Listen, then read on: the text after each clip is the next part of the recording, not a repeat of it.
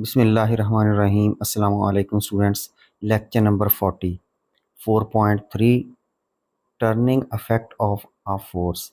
इस टॉपिक के अंदर हमने पहले 4 डेफिनेशन करनी है, इसके बाद मूवमेंट ऑफ फोर्स करना है और आखिर में कपल करना है। शॉर्ट लेक्चर है, अच्छा क्लियर करवाया जाएगा, उर्दू और इंग्लिश दोनों में समझाया जाएगा। आते हैं अपने लेक्चर की तरफ।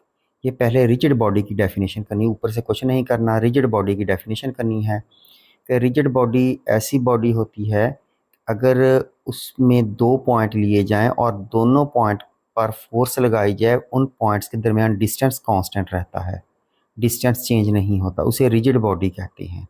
ये डेफिनेशन करनी है आपने। नेक्स्ट डेफिनेशन आपने एक्सिस ऑफ रोटेशन की करनी है। इस पैराग्राफ के अंदर ना प्रॉपर डेफिनेशन नहीं लिखी हुई, इसलिए मैंने नीचे लिख दी है। The fix line about which a rigid body rotates is called axis of rotation। ये R लिखा हुआ है, रिजिड बॉडी से, रिजिड से पहले आ लिखना है। तो एक फिक्स लाइन होती है जिसके गिर्द रिजिड बॉडी हरकत करती है, इसे एक्सिस ऑफ रोटेशन कहते हैं। नेक्स्ट हमने line of action of force की डेफिनेशन करनी है, ये हाईलाइट की हुई है। The line along which the force acts is called line of action of force. Next movement arm की डेफिनेशन। मूवमेंट आर्म होता है कि जो एक्सिस ऑफ रोटेशन और फोर्स होती है उनके दरमियान परपेंडिकुलर डिस्टेंस होता है, इसे मूवमेंट आर्म कहते हैं। जिस तरह से आप किसी रेंच की मदद से कोई पेच खोलते हो तो उस रेंच की जो लंबाई है वो मूवमेंट आर्म कहलाती है। डेफिनेशन देख लेते हैं। Perpendicular distance of the line of action of force from the axis of rotation is known as movement arm of the force और सिंपली मूवमेंट आर्म। नेक्स्ट आपने ये छोटी सी एक एग्जांपल कर लेनी है। It requires greater force to open the nut by spanner if you hold it closer such as point A then B. A पे अगर ए से ए पर फोर्स लगा के खोलोगे तो ज़्यादा फोर्स लगेगी बी की निस्बत। मोमेंट आर्म, इसकी डेफिनेशन करनी है, फार्मूला करना है, थोड़ा सा इसके बारे में और पढ़ के इसका यूनिट भी साथ करना है। तो डेफिनेशन देखें। मोमेंट ऑफ द फोर्स और torque is defined as the product of force and moment arm. Force और मोमेंट आर्म का प्रोडक्ट होता है। Formula tau is equal to F cross L.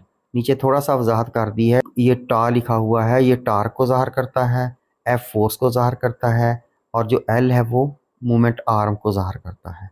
Next ये आपको बताया हुआ है कि ज़ीरो टार्क किस वक्त होगा, पॉजिटिव किस वक्त होगा और नेगेटिव किस वक्त होगा।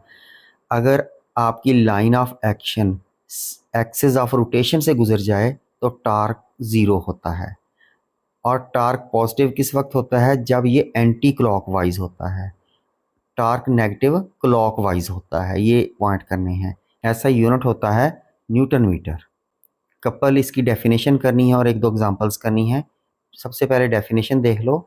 When two equal and opposite parallel forces act at two different points of the same body, they form a couple। ये कपल की डेफिनेशन होगी जब दो बराबर फोर्सेस होती हैं और अपोजिट डायरेक्शन पे लगती हैं एक ही बॉडी पर, और उनकी लाइन ऑफ एक्शन सेम नहीं होती, वो कपल बनाती हैं। इसकी एग्जांपल इससे ऊपर देखें, हाईलाइट हुई हुई है कि जिस तरह से आप टूटी खोलते हो, जिस तरह से आप कोई लॉक की चाबी घुमाते हो, जिस तरह से आप कोई जार का ढक्कन खोलते हो या कार का स्टीयरिंग व्हील घुमाते हो, ये सारी इसकी एग्जांपल हैं। उर्दू मीडियम वाले बच्चे देखेंगे ठोस जिस्म की डेफिनेशन करनी है, ये हाईलाइट कर दी है। इसके बाद एक्सिस ऑफ रोटेशन की डेफिनेशन यहाँ प्रॉपर नहीं लिखी हुई तो मैंने लिख के दी है। एक फिक्स लाइन जिसके गिर्द ठोस जिस्म घूमता है एक्सिस ऑफ रोटेशन कहलाती है। नेक्स्ट डेफिनेशन आपने फोर्स के अमल करने की लाइन करनी है। नेक्स्ट आपने मूवमेंट आर्म की करनी है, इसको हाईलाइट कर दिया है। नेक्स्ट ये छोटी सी आपने एक एग्जांपल देनी है कि अगर नट खोलना चाहते हैं, स्पिनर को अगर ए जगह से पकड़ेंगे तो मुश्किल खुलेगा और बी से पकड़ेंगे तो आसानी से खुल जाएगा।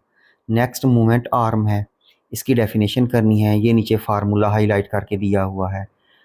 फिर आपने बताना है टार्क सिफर किस वक्त होता है, टार्क पॉजिटिव किस वक्त होता है और टार्क नेगेटिव किस वक्त होता है, हाईलाइट कर दिया है। और इसका ऐसा यूनिट भी आपने करना है। नेक्स्ट ये आपने छोटा सा कर लेना, रेजोल्यूशन ऑफ वेक्टर या अज्जा में तकसीम करना, किसी वेक्टर को अज्जा में तकसीम करना। नेक्स्ट कपल करना है। कपल की डेफिनेशन ये नीचे लिखी हुई है, ये करनी है, और ऊपर इसकी एग्जांपल है किसी ताले के अंदर चाबी को घुमाना, या किसी ढक्कन जार का ढक्कन खोलना, या कार के स्टीयरिंग को हिलाना। होप सो के लेक्चर आपको क्लियर हो गया होगा। इंशाल्लाह मिलते हैं नेक्स्ट लेक्चर में। अल्लाह हाफिज़।